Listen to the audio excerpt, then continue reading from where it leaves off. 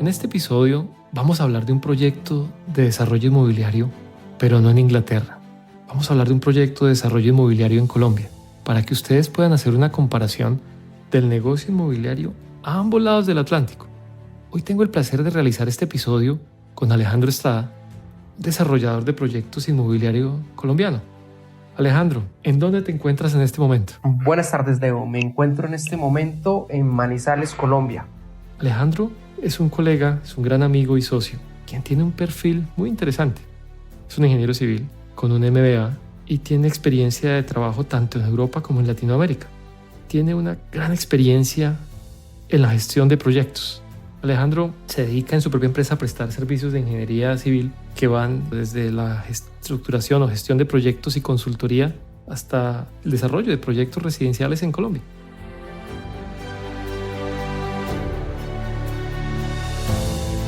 Bienes Raíces es la serie número 1 en español para inversionistas inmobiliarios en Inglaterra.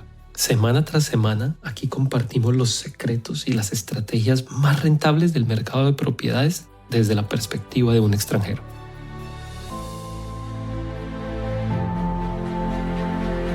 Alejandro, ¿por qué no nos cuentas un poco sobre tu experiencia, sobre tu historia y tu experiencia en la construcción? Bueno, Leo, yo he tenido la gran fortuna de realizar el ejercicio de mi profesión como ingeniero civil y como MBA en diferentes facetas del oficio. Y he tenido el privilegio de participar en megaproyectos de infraestructura, sobre todo ferroviaria, y también en proyectos de muy pequeña escala, tanto como diseñador, como contratista, interventor. He tenido la oportunidad de ver las cosas desde lo más pequeño hasta cosas muy grandes. Desde el año 2006 aproximadamente, y con algunas interrupciones, pues he venido trabajando independientemente ese ejercicio de la ingeniería civil. En la parte de estructuración de proyectos, consultoría, diseño, pues he participado en estructuración de APPs, evaluación de proyectos, modelos de negocio, planes de negocio, tanto para infraestructura ferroviaria como infraestructura portuaria.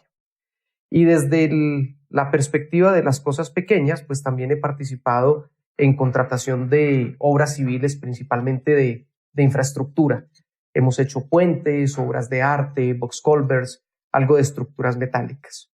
En la parte de construcción residencial, fuimos contratados en el año 2012 para la construcción de unas edificaciones rurales de lujo en la zona norte del país, en la costa de La Guajira. Esa fue nuestra primera experiencia en ese tipo de obras, y eso me llevó de una u otra manera a formular años después un proyecto de vivienda urbana, un edificio multifamiliar aquí en la ciudad de Manizales, que es un proyecto pues que ya se ha materializado y que muy probablemente estemos entregando a los usuarios el próximo mes de octubre. Alejandro, gracias por esa introducción. Pero cuéntanos un poquito, ¿por qué Manizales y por qué no otra ciudad de Colombia? Y de pronto pongo en contexto a nuestra audiencia. Manizales es una ciudad intermedia de más o menos 500,000 personas. En este momento, ¿cuál es la población de Manizales? Poco menos de 500,000 personas. Estamos hablando de una ciudad del tamaño de Ciudad de Panamá, como por ejemplo Málaga o Murcia en España, que está más o menos a unos 300 kilómetros por carretera de Bogotá a la capital. Más o menos a unas 7 horas de viaje, ¿cierto? Eso es correcto. Manizales está ubicado en la falda occidental de la cordillera central de Colombia, exactamente a 300 kilómetros de Bogotá por tierra, pues por una carretera de especificaciones difíciles. El recorrido puede tardar entre 6 y 7 horas. Manizales es la capital del departamento de Caldas y probablemente la ciudad más importante del denominado eje cafetero, que agrupa, digamos, una buena parte de la producción del café. Manizales es una ciudad fundamentalmente, o cuya economía se estructuró y se desarrolló alrededor del sector agropecuario, del sector agrario, de la producción del café, y en décadas más recientes pues ha experimentado algún desarrollo industrial de importancia y de reconocimiento en el país. Tiene varias universidades, como 5 o 6 universidades, y se ha posicionado a nivel nacional como una ciudad universitaria. Sin embargo, pues la ciudad, y no es un secreto, pues tiene un mercado relativamente restringido y digamos no es un mercado dinámico como el que se puede encontrar en otras ciudades de Colombia. Realmente la razón por la cual estructuramos este negocio en Manizales pues resulta de la coincidencia de varios elementos. El primero es que estamos viviendo en esta ciudad, yo soy oriundo de Manizales y de una u otra forma pues entiendo sus dinámicas comerciales y económicas. Y la segunda es que específicamente alrededor del desarrollo inmobiliario que hemos desarrollado, pues la propiedad del lote era de origen familiar. Entonces eso facilitó muchísimo la generación de confianza de los demás inversionistas alrededor de todo el proyecto y pues que digamos ya teníamos adelantado esa etapa o ese elemento de la consecución de un lote que en Manizales, como en otras ciudades de Colombia, puede llegar a ser un factor crítico. Para ilustrar a nuestra audiencia, ¿nos podrías describir el proyecto que estás desarrollando? ¿Qué había antes en el lote que era de tu familia y qué va a haber luego cuando termines la construcción? Este lote es un lote ubicado en un barrio que se llama Colseguros, en la ciudad de Manizales, como ya lo dijimos, un lote esquinero de aproximadamente 250 metros cuadrados, parte de esa urbanización. De hecho, en esa manzana era el último lote que faltaba por construir. Entonces formulamos un proyecto arquitectónico consistente en un edificio, como ya lo dije, multifamiliar de 8 niveles en altura, 2 niveles de estacionamiento, 5 niveles de apartamentos con 2 unidades por cada nivel para un total de 10 y una terraza. Atendiendo al estudio de mercado, introdujimos en el diseño arquitectónico diversos conceptos, no solo dados por el tamaño del lote y lo que podíamos acomodar en el lote, sino por lo que entendimos que el mercado estaba demandando. Así que ofrecimos al mercado apartamentos de entre 70 y 75 metros cuadrados con 2 o 3 alcobas a selección del usuario. Aproximadamente un 70% de los usuarios optaron por las 3 alcobas y el 30% restante optó por 2 alcobas dentro de los diseños arquitectónicos. Cada apartamento cuenta con 2 baños, por supuesto cocina, zona de ropa, sala comedor. El edificio como un todo cuenta con ascensor. De hecho, muy probablemente somos el único edificio con ascensor en la manzana y tenemos una planta eléctrica de respaldo. Simplemente un detalle, buscamos que pudiéramos diferenciarnos de la demás oferta inmobiliaria del sector y aunque, por ejemplo, en el caso de la planta eléctrica, esta no era requerida por normativa, pues decidimos incluirla en la inversión, como te digo, para conferirle ese toque diferencial al edificio y destacarnos dentro del entorno.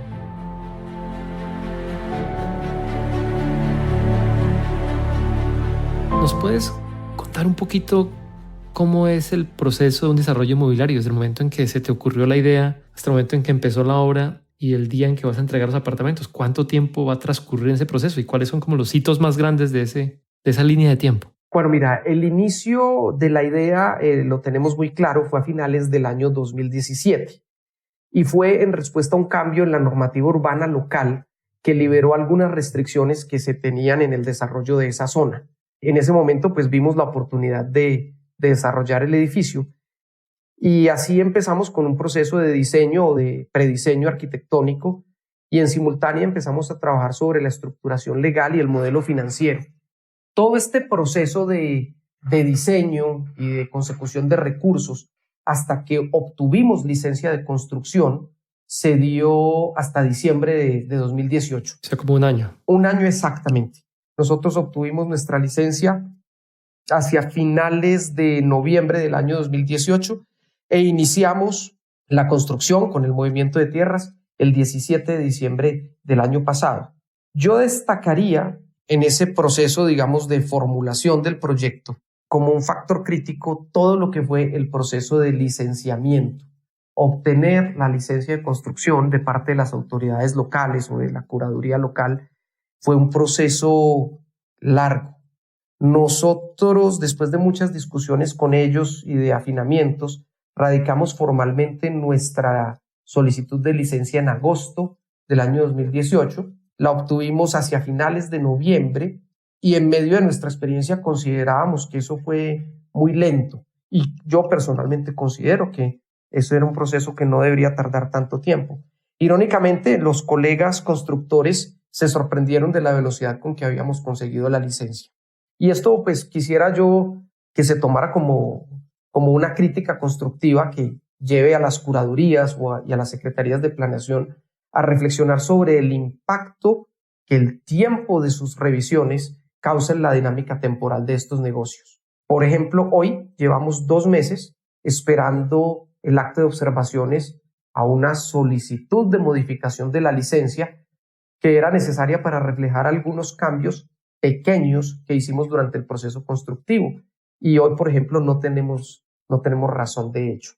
Entonces, ese tema de los diseños, el licenciamiento, la producción de papeles, llenar tantos formularios, conseguir las aprobaciones o el concurso de diversos profesionales, realmente es pesado y es muy burocrático. Y en obra como tal, del momento en que ya te dan la licencia. Pues mira, nosotros empezamos el 17 de diciembre del año pasado y esperamos estar entregando los apartamentos en el transcurso del próximo mes de octubre. Es decir, llevamos 10 meses y medio.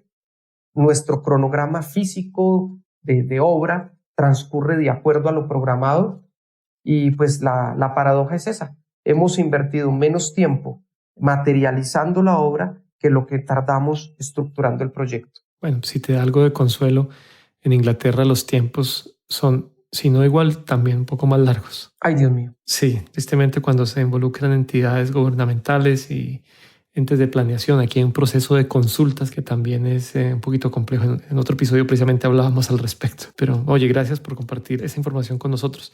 ¿Nos podrías contar un poco de las cifras de tu negocio? ¿Cuánto cuesta uno de estos 10 apartamentos que construyes, Alejandro?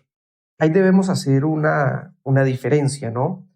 El valor de mercado hoy de cada uno de estos apartamentos está por los lados de 290 millones de pesos, que equivalen aproximadamente a 68.000 libras esterlinas.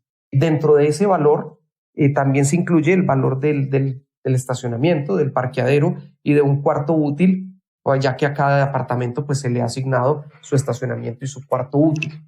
Digamos que comparativamente con el sector y lo que estamos ofreciendo, estamos en un precio medio, quizás bajo si se quiere, teniendo en cuenta los atributos del edificio. Evidentemente, el valor ya el costo propiamente dicho, el costo total del edificio, pues si lo dividimos por las 10 unidades, pues vamos a estar más o menos por los lados de 275 o 280 millones de pesos de costo total, ¿no? Incluyendo obviamente el terreno, todos los costos directos de construcción, los gastos administrativos, todos los costos indirectos, impuestos, los honorarios de los profesionales, gastos asociados a las ventas, lo que costarán los procesos legales de escrituración, desarrollo de reglamento de propiedad horizontal, en fin, absolutamente todos los costos. Es un margen en realidad muy pequeño. Es un margen relativamente pequeño. Veo por qué tu preocupación con la demora de los tiempos. 2 o 3 meses, seguramente por el costo tan alto de la financiación, pueden hacer un gran impacto en la línea final del proyecto. Bueno, más adelante quisiera explicarte el modelo o la estructura del esquema de negocio que utilizamos para esto, donde se lograron, digamos, algunas economías importantes en los costos asociados a las ventas, comisiones de venta y eso, y en los gastos financieros, porque en realidad este edificio no tuvo necesidad de financiación externa y eso nos ha ayudado muchísimo, tanto en la línea de tiempo, en hacer que esto hubiese sido un proyecto rápido en su ejecución, como también en los costos.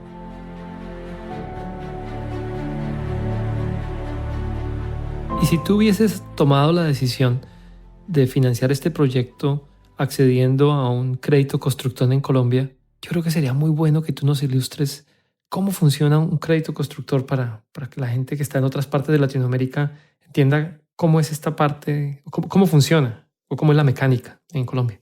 Bueno, en términos generales, primero hay que explicar conceptualmente el modelo tradicional del negocio inmobiliario o de construcción en Colombia. Lo que sucede es que normalmente el promotor o el constructor, a veces la figura es una sola, un promotor constructor, digamos, sale al mercado con un prediseño, un buen concepto arquitectónico y desarrolla un esfuerzo comercial importante para vender esos apartamentos sobre planos, es decir, pues sobre algo que aún no existe. Y esto lo encajan dentro de un proceso o una etapa que se denomina de preventas. Los fondos que se recaudan a través de ese proceso de preventas, digamos que son fondos del público, de aquellas personas que están interesadas en comprar un apartamento y van depositando un dinero, se llevan a un encargo fiduciario donde quedan a buen recaudo hasta que, según el modelo financiero, se llegue a un punto de equilibrio. Realmente, técnicamente hablando, hay varios puntos de equilibrio. Hay un punto de equilibrio financiero, hay un punto de equilibrio comercial, pero en términos generales se acepta que ese equilibrio se alcanza cuando se adquieren compromisos que representan el 70% del valor proyectado de las ventas. Y ese dinero está allí, en un encargo fiduciario. Y la fiducia o ese fondo fiduciario, pues es el garante de que el constructor no utilizará esos recursos económicos que no son de él, que son del público que ha confiado en la fiducia esos recursos, hasta que el proyecto pues sea viable financieramente porque se tenga todo ese dinero. Complementariamente, el lote, que normalmente sirve de garantía para el futuro crédito de constructor, también el término coloquial es se parquea en una fiducia. Es decir, se congela la comercialización de ese lote a favor del banco que eventualmente prestará los recursos. Cuando se llega a ese punto de equilibrio, entonces se liberan los recursos y se inicia la construcción. El constructor entonces tendrá pues las siguientes fuentes de dinero: los fondos que ya tienen las preventas, las ventas que vaya haciendo durante el proceso de construcción, su propio capital de trabajo y normalmente aún tiene un default, una diferencia que debe cubrir con el crédito del constructor. Al final del ejercicio, cuando todo está vendido, el constructor paga al banco lo que le debe de ese crédito del constructor o subroga su crédito de constructor bajo la figura de un crédito hipotecario, pero ya en responsabilidad de aquel que ha comprado el apartamento. Ese proceso es muy largo. Dependiendo de las características de los proyectos, hay procesos de preventas que pueden tardar más de 2 años. Nosotros en nuestro proyecto no tuvimos preventas, para nada. Entonces, pues nos ahorramos muchísimo tiempo.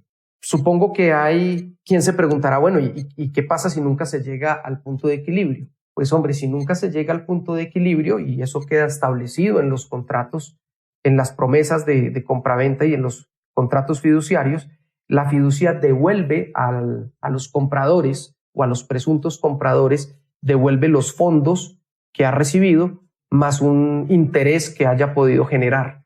Y el constructor, por supuesto, pues perderá los costos en los que haya incurrido, los costos de los estudios y de honorarios de profesionales en los que haya podido incurrir y los costos en los que haya podido incurrir para constituir las fiducias. Pero digamos que es un riesgo, es una manera de controlar el riesgo.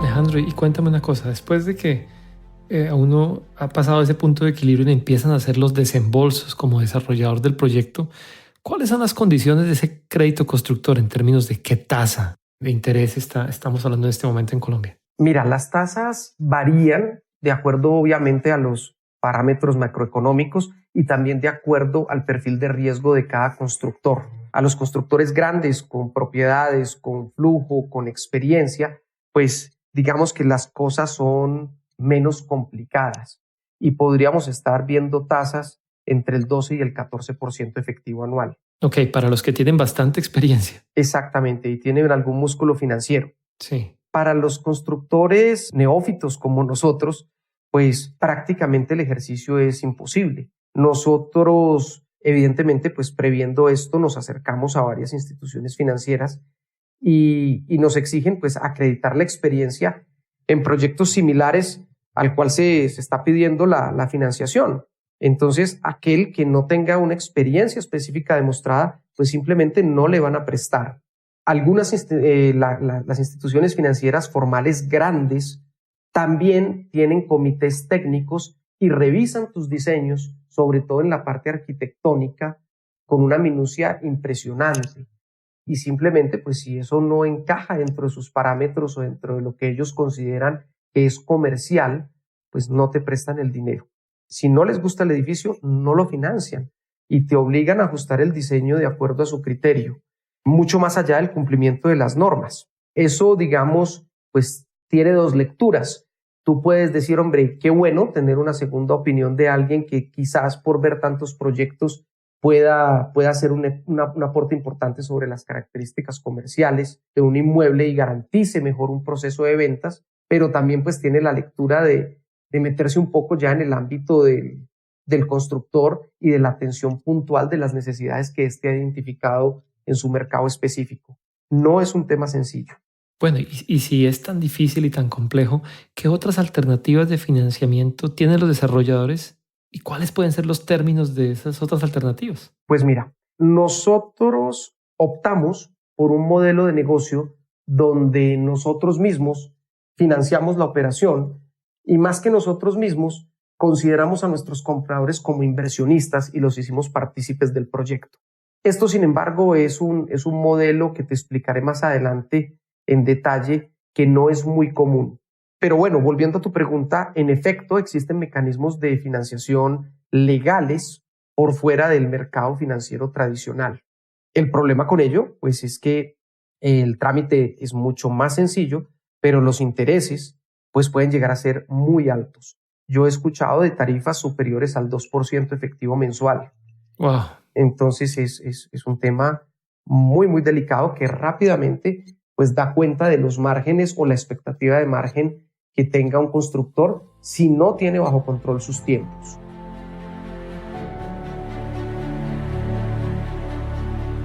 Alejandro, ¿por qué no nos cuentas cuáles son los principales retos que tiene tu negocio? Bueno, siguiendo la línea de lo que te he venido explicando, en este negocio de construcción de edificios en el cual nos gustaría seguir, creo que el mayor desafío es la gestión del tiempo. Porque teniendo en cuenta lo que trata del proceso de estructuración, pues tienes un tiempo, digamos, muerto mientras estructuras, donde necesitas buscar cómo debe sobrevivir la empresa y cómo debe generar recursos para mantenerse mientras nace un nuevo proyecto y empieza a fluir ese dinero. En nuestra experiencia, que hay que admitir es reducida en este sector, hemos aprendido que hay que mirar muchísimos anteproyectos, hacer muchísimas prefactibilidades antes de encontrar algo que realmente valga la pena, donde puedas desarrollar un proyecto que se diferencie del mercado porque la competencia es mucha y donde realmente pues, puedas tener unos márgenes interesantes. Gracias. Y si te hago una pregunta, no es tu modelo de negocio, pero para que nos ilustres un poco comparando con lo que se ve en otros países, si uno desarrollara este proyecto de 10 apartamentos, pero no para venderlos a los socios, como tú bien mencionas, sino más bien para de pronto intentar reciclar el dinero con un crédito hipotecario, ¿nos puedes ayudar un poquito a ilustrar cómo sería ese escenario? En Colombia, si un apartamento vale 290 millones de pesos, ¿cuánto te puede prestar un banco? Bueno, mira, la usanza en Colombia es que dependiendo el cliente y la calidad del inmueble, te pueden prestar hasta el 70% del valor del inmueble. El otro 30% pues sí lo tiene que, digamos, pagárselo directamente el comprador al constructor y luego el banco le pagará al constructor ese 70% que le presta al usuario. Un crédito hipotecario puede estar entre el 12 y el 14% efectivo anual. A eso habría que sumarle los costos de los seguros que pueden llegar a ser elevados si los haces directamente con la institución, pero que si no los tomas no te van a prestar el dinero, con plazos que van desde los 5 hasta los 15 años.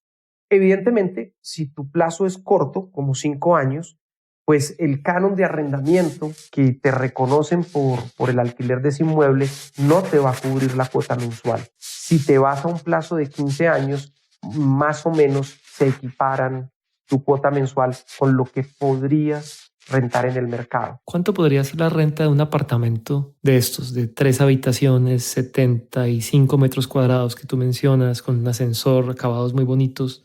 ¿Cuánto podría ser la renta mensual? Aproximadamente 1.600.000 pesos al mes. Entonces, si me permite, yo tengo aquí una calculadora financiera, Alejandro. Voy a mirar, entonces 290 millones por 70% son 200 3 millones de pesos. Asumiendo un crédito a 15 años, a una tasa del 12%, tenemos una cuota de más o menos 2.400.000. Exactamente, o sea, no te la cubre. Entonces eso quiere decir que uno no podría apalancarse en este negocio en el 70%, porque imagínate, y ahí no hemos pagado los seguros, no hemos tenido en cuenta una proporción, afortunadamente es un edificio nuevo, entonces el mantenimiento va a ser muy bajo, pero de pronto unos vacíos que de pronto no se arriende las 12 meses del año sino uno, o si hay una inmobiliaria que se lo administra a uno. La verdad, las cifras son difíciles para arriendo. Claro, y tienes que tener en cuenta allí también los impuestos. El predial en Colombia que predial, cobra. Que depende del estrato y de la ciudad, ¿no? ¿Cuánto te pueden cobrar por ello? Entonces, no es fácil. ¿A qué le juega el inversionista que se plantea ese negocio?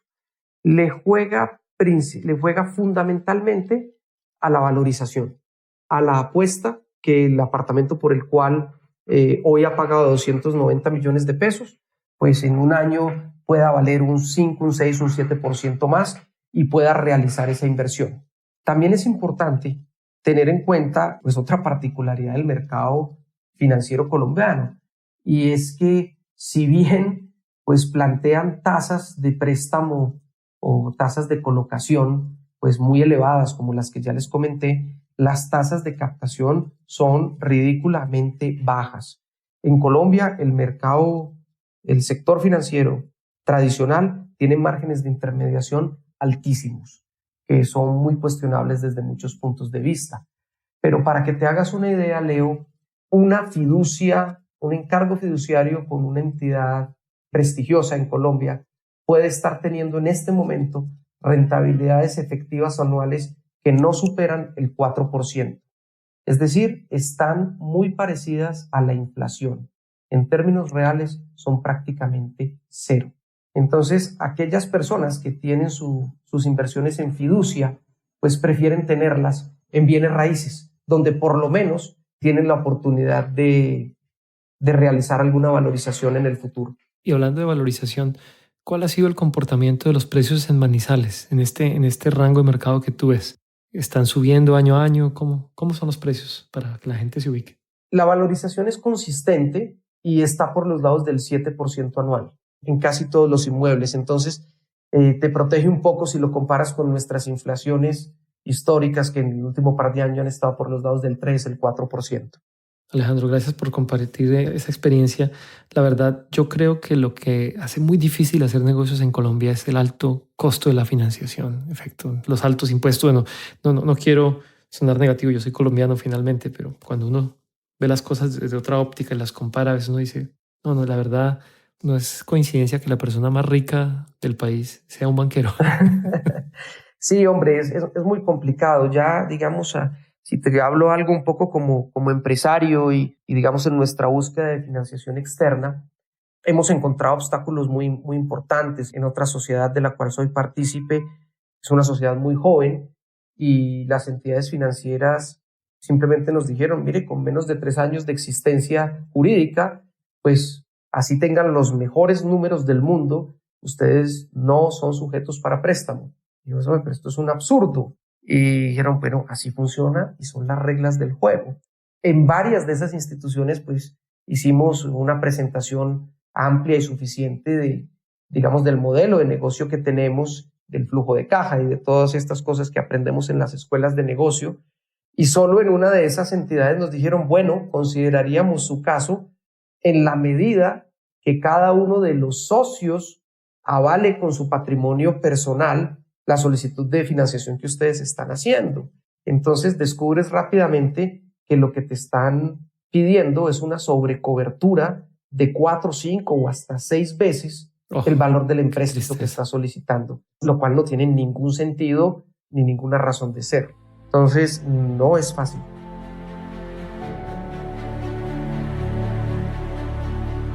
¿Qué consejo les darías a alguien que quiera empezar a hacer desarrollos de proyectos inmobiliarios en Colombia y que está empezando? Bueno, yo creo que lo primero que habría que observar muy bien es el mercado. Estar muy atento a los ciclos del mercado inmobiliario y dentro de ello y en particular a la evolución de los inventarios de vivienda terminada por estrato, pues y eso va a variar en la zona de influencia o en la zona de acción del empresario. En algunas ciudades de Colombia, incluidas Bogotá, incluido Manizales, en este momento se sabe y está probado por los informes de Camacol, que es la Cámara de la Construcción de Colombia, de vivienda, pues hay, digamos, inventario disponible en los estratos altos.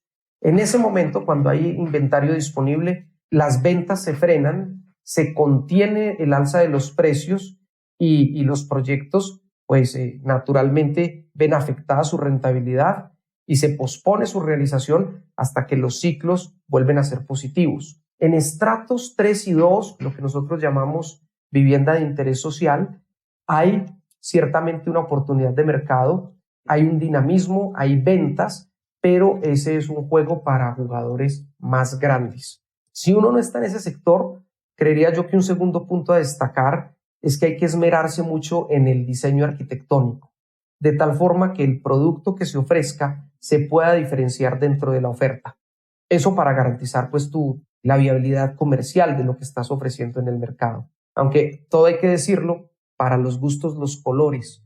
En la experiencia que tenemos con este edificio nos hemos dado cuenta que hay cliente casi para todo, en cuanto a gustos y preferencias. Eso, por supuesto, pues no te exime de hacer tu mejor esfuerzo profesional para ofrecer algo de calidad al mercado.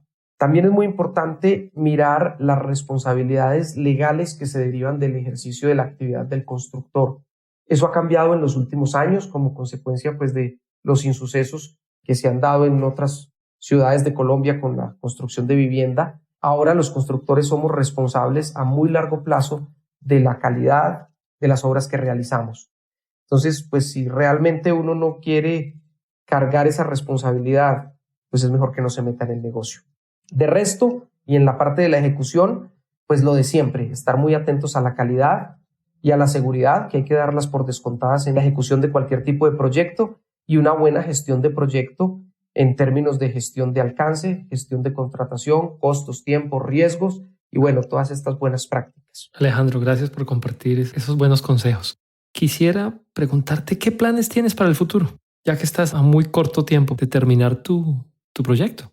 Bueno, lo que nosotros quisiéramos y pues estamos decididos es a continuar y a replicar el modelo de negocio que hemos seguido para el desarrollo de este proyecto, que digamos ha sido bastante exitoso. Como te digo, hay desafíos en cuanto a la permanencia del negocio mientras se estructuran nuevos proyectos, sobre todo en nuestro mercado local, que es algo restringido. Eso nos ha obligado y estamos buscando oportunidades en otras ciudades, con dinámicas económicas un poco más activas. Esto, como siempre, pues el desarrollo y el crecimiento de todo negocio pues debe ser muy bien controlado. Somos muy conscientes de nuestras capacidades y nuestras limitaciones y nos estamos enfocando en proyectos de tamaño similar o un poco más grandes de los que ya hemos hecho, es decir, proyectos medianos. Esto por el momento. Ese es nuestro plan de acción. Alejandro, de pronto algo que no te haya preguntado y que tú quieras compartir con nuestra audiencia. Sí, mira, ya te había anticipado antes que quería hablarte del modelo de negocio que implementamos. Sí, por favor. Hace un minuto te referí sobre las características generales del modelo tradicional, ¿no? Las preventas, la intermediación de una figura fiduciaria, el alcanzar un punto de equilibrio, y luego tener un desarrollo de la obra y finalmente durante el cual se da el resto de las ventas y finalmente cerrar el proyecto.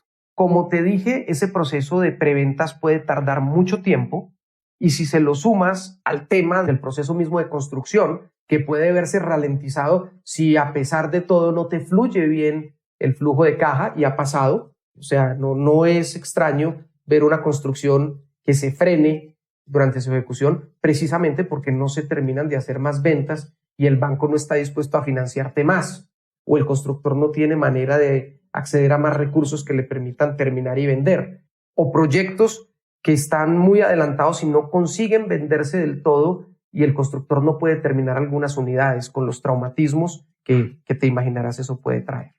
Entonces nosotros, pues dada nuestra condición de neófitos y nuestra primera incursión en un edificio multifamiliar, sabíamos que no íbamos a tener financiación de los bancos, dada nuestra falta de experiencia acreditable específica en estos negocios, recurrimos a una figura o a un modelo de negocio que se llama asociación al costo. En el modelo de asociación al costo, más que compradores, se tienen inversionistas y más que un promotor tratando de hacer un margen, se tiene un estructurador de negocio. Lo que nosotros hicimos fue formular un plan de negocio muy claro mediante el cual se ofrece al mercado el siguiente producto. Cada inversionista se compromete contractualmente a cubrir la totalidad de los costos asociados al desarrollo de la unidad que ha escogido o de las unidades que ha escogido. Para ello tú tienes que definir muy bien el alcance y hacer un presupuesto muy juicioso. Y como ya te dije, en esos costos está incluido todo, absolutamente todo. Los costos directos de construcción, los costos del lote, los costos de escrituración, los costos de matrícula de servicios públicos, los estudios técnicos e incluso los honorarios del gestor o del gerente de proyecto y construcción, que fue nuestro rol en este caso al finalizar el ejercicio. Y los libros están abiertos para todo el mundo. Cuando tú haces eso, realmente no estás vendiendo un apartamento, estás invitando a ese inversionista a ser parte de ese negocio. A que sea un co-desarrollador. Muy interesante el modelo. Y eso le permite a la persona tener, obviamente, un apartamento a un costo muy cercano de construcción. Cuando tienes la venta, se han ganado ese margen en la proporción, obviamente, que inviertan en el negocio. Exactamente. Entonces, en nuestro caso específico, ¿dónde se generan esos ahorros comparado con el modelo tradicional? Lo primero, no hay una utilidad del constructor o promotor como tal. Su utilidad son sus honorarios por llevar a buen término el proyecto dentro del plazo y los costos ofrecidos. No hay costos ni comisiones de ventas. Aquí no hay ventas, no hay una sala de ventas, no hay una promoción, no hay un marketing, no hay comisiones de comisionistas que te ayuden a vender los inmuebles. Y ahí ya te estás ahorrando más o menos entre un 2 y un 3% del valor comercial. Y no hay financiación del proyecto como tal. Cada inversionista es responsable de aportar los recursos a su coste. En un cronograma de pagos establecido, con respecto a hitos me refiero. Exactamente, y previamente pactado. Entonces, eso te permite, pues hombre, salir aproximadamente un 15% por debajo del valor comercial. ¿Qué pasa en ese momento? El inversionista se hace partícipe de los riesgos inherentes al desarrollo del proyecto. Esto es, si durante el proceso de construcción tienes unos sobrecostos que no hayas podido razonablemente prever y estén por fuera del presupuesto, los inversionistas deberán salir a respaldar eso. Eso no te sucede en un modelo tradicional, donde el constructor, como tiene su margen, pues debe asumir ese riesgo de construcción. No existe un riesgo comercial. El riesgo comercial lo lleva en cabeza cada uno de los inversionistas. Dependerá de él si al finalizar el proyecto conserva, vende, puede o no puede vender su apartamento. Los riesgos ya de ejecución y los riesgos laborales evidentemente se quedan con la gerencia del proyecto y la gerencia de construcción. Y por ello, digamos, cobran sus honorarios, ¿no? Y por su tiempo. Al final del ejercicio, ¿qué sucede? Fácilmente o rápidamente, todos los stakeholders, es decir, los inversionistas, los dueños del lote, que pueden hacer aportes en especie y o en dinero, el gerente de proyecto y el gerente de construcción encuentran que sus intereses están alineados. Me explico. Si en el modelo tradicional el constructor consigue economías dentro del proyecto de construcción o ahorros, bien sea por sus propias eficiencias en el proceso constructivo o por oportunidades de mercado que pueda aprovechar, que compró en promoción el piso o en promoción compró la pintura o que pudo hacer una gran importación de aparatos sanitarios, por ejemplo, pues él se va a quedar con todo ese ahorro y no está interesado en transmitírselo a sus clientes, digamos, está maximizando su margen. Sin embargo, si eso sucede en el modelo por asociación al costo, pues el gerente de construcción o la gerencia de construcción, la gerencia de proyecto, está transfiriendo inmediatamente todos esos ahorros al conjunto de los inversionistas. En estos esquemas, los ahorros, pues o la gestión de los ahorros puede ser tan sencilla o tan compleja como se quiera. En nuestro caso, por ejemplo, el pacto es sencillo. Si nosotros generamos ahorros, los vamos a devolver a los inversionistas a prorrata del costo que aportaron inicialmente para sus apartamentos. Y el tema es transparente porque los libros y la contabilidad está abierta para todo el mundo. Evidentemente, en caso de que se generen sobrecostos, pues en este caso podemos decir que no se van a generar sobrecostos porque vamos ya muy adelante en el proceso, pues tendríamos que llamar a los inversionistas y explicarles muy bien por qué vamos a requerir mayores recursos que los que inicialmente habíamos solicitado. Pero de esa manera, todos los intereses de los stakeholders están alineados y todo el mundo trabaja para el mismo lado.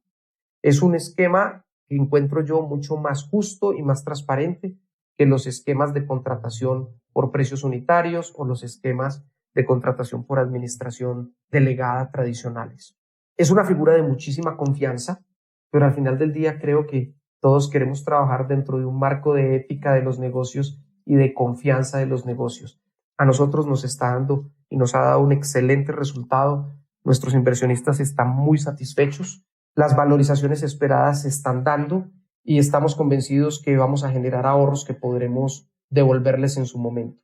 Así que estamos muy satisfechos con el modelo de negocio. Algunos podrían decir, hombre, Alejandro, muy seguramente si te hubieras ido por un esquema tradicional ganarías más dinero. Es cierto, probablemente podría hacerse más dinero, también podría perderse más dinero y ciertamente me hubiera demorado muchísimo más para poder materializar el proyecto. Alejandro, gracias por compartir ese modelo de negocio, la verdad lo encuentro muy interesante. ¿Cómo puede contactarte a alguien que tenga un lote o alguien que quiera invertir en un proyecto inmobiliario de los que tú estás desarrollando?